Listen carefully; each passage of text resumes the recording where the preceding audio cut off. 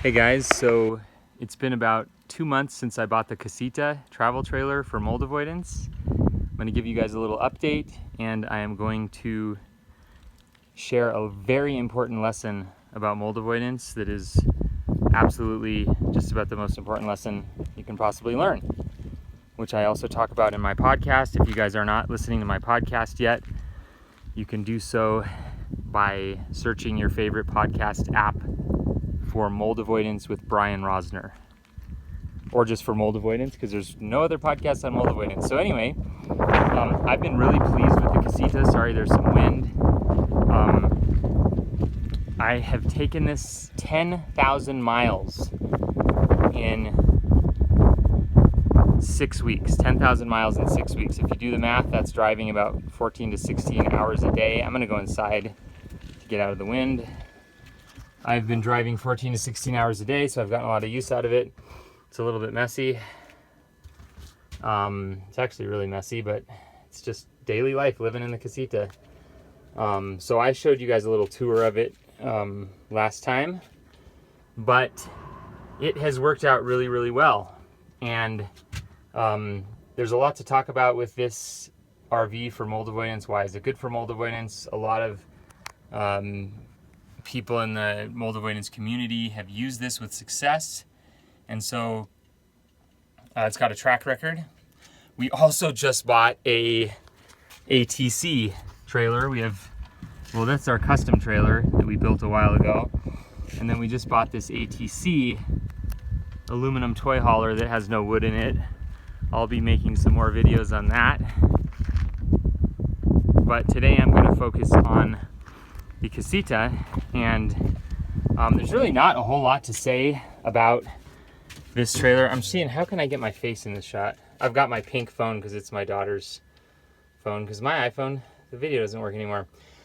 There's not a whole lot to say about this other than it works really well for mold avoidance. I have had no mold issues yet, but I did want to point out one thing to you guys, and it's super important. So when you go in the bathroom, I just took a shower about 15 minutes ago, you will see that my bathroom has mold. Yes, it's true. This is mold. There is a little bit of mold. How do I know that? Because I washed my clothes in the sink and they were a little bit moldy afterwards, and this is actually mold. And there's a different kind of mold that's growing on the toilet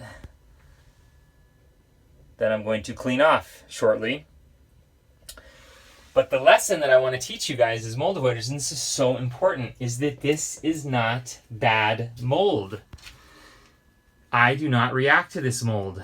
I do not get sick from this mold. I don't even feel the mold unless I stick my nose in it. I'm having a hard time getting it focused here. This is such an important lesson, because if you are not a mold avoider by Eric Johnson's strategy, and if you think that all mold is equally bad, you might think that this Casita is ruined, or you might be really afraid of it. The difference between Eric Johnson's mold avoidance approach and typical mold sick people is that they worry about all mold, whereas Eric only worries about the mold that he reacts to. In other words, the mold that makes him sick. Well, how do you know what mold you react to?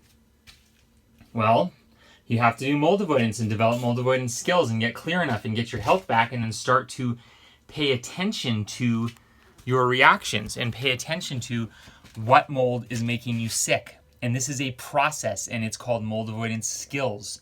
And it does not happen overnight. And it does not happen with mold testing, ERMI testing, or air sample testing, or anything like that. It only happens with mold avoidance and mold avoidance skills. Now, excuse me, I'm going to blow my nose here really quickly. Now, one thing to note about this mold. It's pretty typical that surface mold on non-porous surfaces like this is not as bad as house mold. First of all, there's much less of it because there's nothing to grow on. There's no mold food in here. Second of all, it can be cleaned easily. Third of all, it's not hidden wall mold. Fourth is it is I don't react to it. So this is the crux of the difference between normal mold doctors and normal mold approaches versus becoming unmasked and doing Eric style mold avoidance, is that we use our reactions to determine what molds to avoid. Now, this is so key because you really cannot avoid everything in life. And if you try, I had someone say that their RV went bad, and I was like, "Are you reacting to the RV?" And they're like, "No, I'm not reacting to it, but I'm sick all the time." And I'm like, "Well, how do you know your RV is making you sick and it's not the outdoor air, outdoor super toxins?" And they're like, "Well, I really don't know." So I'm trying to boil this down to one clear, concise sentence. It is impossible to avoid all mold. It is impossible. Mold is everywhere. It really is true that mold is everywhere, but the kind of mold that causes mold illness is a very small percentage of the mold that's out there in the world. And so mold avoidance is all about learning how to tell what the harmful mold is. And the only way to know that is to use your own body as the detector. This is so important. This is the crux of mold avoidance, is to not rely on testing and not rely on appearance of mold. Like if I had seen this mold, I would say, "Oh my gosh, I can't be in here," but I don't react to it at all. I take showers in here. I use the bathroom. I do not sense any mold in here at all. It is not a harmful kind of mold. Now, does that mean that I'm going to leave it there? No, I'll still clean it. It's been a while since I cleaned it, which is why I'm showing it to you now. But this is why some people get better and are not stuck in this crazy cycle forever, because they learn to use their bodies to detect the kind of mold that matters. And they follow mentors who say that surface mold, not all the time, not every time, but surface mold is not the worst thing in the world. Now, what if you are reacting to a little bit of surface mold like that and it is making you sick? Well, it could be that it's really bad mold and you just got unlucky and your surface mold is really bad. But more likely, it's that you are living in outdoor super toxins like frat or MT that sensitizes the body and weakens the body and makes you react to everything. So instead of focusing on little bits of mold in a sink, what I suggest people do is focus on learning mold avoidance skills and learning how to avoid the super toxins that are outside, outdoor super toxins. Now that's not easy because you have to be able to move your body and test different locations and go to different campgrounds and go to different cities. It's actually hard and it takes a lot of effort and work, but it's the only way to succeed. So when I hear somebody say that they have a Casita travel trailer like this one and they say that it's moldy, now sure, there is a chance that it could go moldy, for sure. It definitely could, and it could grow bad mold. But most of the time, what I believe is that people probably are in bad outdoor super toxins and they have not been clear enough long enough to heal. The longer you heal, the more your body communicates to you what matters and what doesn't. Like, I don't react to chemicals anymore. I don't react to fragrances. I don't react to gas. I don't react to anything. And I don't even react to 99% of mold. This is so key. There's so many people that are going to miss this step and get lost on this step. So I'm going to keep repeating it. But that is my update on the Casita travel trailer. I really like it. It's a great purchase. I've also been using the air conditioning and I do not have any bad mold growing there either.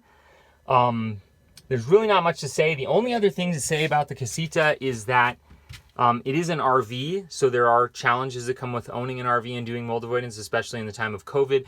Where are you going to park it? Where are you going to dump your tanks? Do you know how to operate an RV?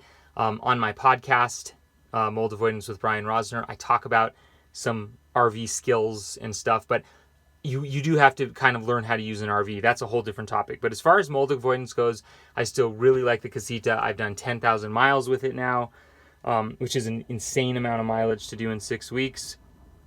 I went through New Mexico, Texas, Arizona, Utah, Colorado, Nevada, Oregon, Idaho, and maybe there's one more. But I went through like 8 or 9 states with this trailer in the last 6 to 8 weeks. And I really haven't had any issues with it. And I really like it a lot. I almost kind of want to give you guys a rundown of the features of it and say, this is how I use this is how I use that, this is how I prevent mold growing here, this is how I use my tanks. But I'm not going to go into that because that's getting me too far away from my my knowledge or my specialty of doing mold avoidance in an RV. I really don't want to become like an RV guru, like you know, because you can find 1,000 videos online about how to use an RV. So there's a little update for you guys. I really like the Casita so far. We did just buy an ATC, which I also really like so far, and that's it. If you guys have any questions, you can join our Facebook group. It's called Practical Mold Avoidance, and see what we're up to. Okay, thanks for listening. Just a disclaimer, I'm not a doctor. I am not a RV expert, whatever. And I'm also not the owner of this pink iPhone. That's very important to say. Have a great day.